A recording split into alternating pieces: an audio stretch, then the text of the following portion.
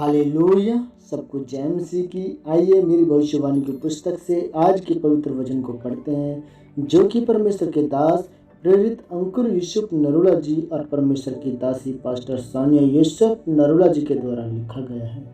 आज का पवित्र वचन, परमेश्वर की आवाज को सुने। जिस तरह पहले शमूएल की पुस्तक अध्याय 23 के 12वें वचन में लिखा है, फिर दाऊद ने पूछा, क्या कीला के लोग मुझे और मेरे जनों को साउल के वश में कर देंगे? यहोवा ने कहा, हाँ, वे कर देंगे। मेरे प्रियो, प्रभु यीशु मसीह ने क्यों कहा कि प्रार्थना करो कि पिता मेरी रोज की रोटी मुझे दे?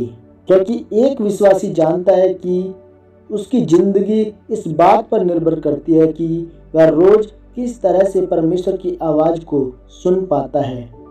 जब आप बाइबल के वचन 1 शमूएल अध्याय 23 के 4 को पढ़ते हैं तो लिखा है कि परमेश्वर ने दाऊद से कहा कि फलिश्तियों के देश में कीला नगर में जा। दाऊद ने परमेश्वर की आवाज को सुना और कीला नगर को गया। तब उसे पता चला कि साउल उसका पीछा करते हुए कीला नगर में आ रहा है। फिर दाऊद ने परमेश्वर से पूछा कि परमेश्वर, क्या साउल मेरा पीछा करते हुए इस स्थान तक पहुंच जाएगा? परमेश्वर ने उसे उत्तर दिया कि हाँ, पहुंच जाएगा। दाऊद ने फिर परमेश्वर से पूछा कि क्या यह लोग मुझे साउल के हाथ में सौंप देंगे? परमेश्वर ने कहा कि हाँ, सौंप देंगे।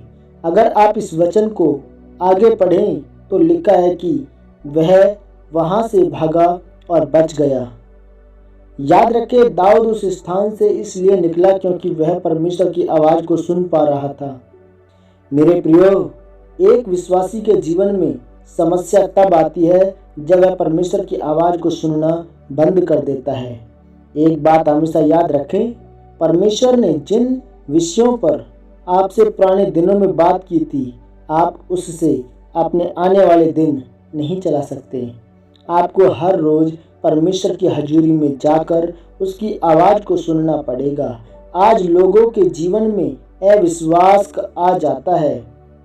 इसका कारण यही है कि वह सोचते हैं कि परमेश्वर ने मुझसे कुछ दिनों या सालों पहले बात की थी।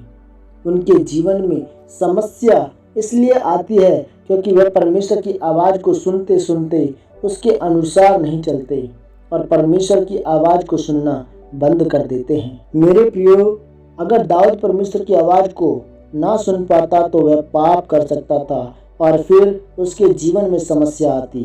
फिर वह यह न जान पाता कि जिस नगर को जीत लेने की खुशी में वह जश्न मना रहा है, उसी नगर में उसका दुश्मन साउल उसके मारने के लिए आ रहा है। दाऊद के जीवन में परमेश्वर की हजूरी इसलिए थी क्योंकि वह परम प्रधान के छाए हुए स्थान में बैठा रहता था और इसलिए वह परमेश्वर की आवाज को सुनकर बच पाया। इसलिए मेरे प्रियो, आज आपको भी परमेश्वर के छाए हुए स्थान में बैठने की जरूरत है। बैठे रहने का मतलब है कि वह स्थान जो एक विश्वासी या सेवक के रूप में परमेश्वर ने आपको दिया है, उस स्थान पर अड़े और खड़े रहना। जब आप उस स्थान में रहते हैं तो आप सुरक्षित रहते हैं और परमेश्वर की हजूरी आपके जीवन में बनी रहती है। फिर आप परमेश्वर की आवाज को सुन पाते हैं।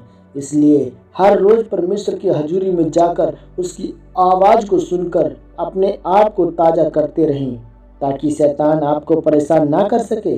याद रखें, एक विश्वासी को अपने जीवन में बढ़ने के लिए हर रोज परमेश्वर की बातों को सुनने की जरूरत है, क्योंकि दाऊद की तरह लगातार परमेश्वर की आवाज को सुनने से ही आप जयवंत और आशीषित जीवन जी सकते हैं। आमीन। यह घोषणा प्रेरित जी की तरफ से आपके लिए की गई है।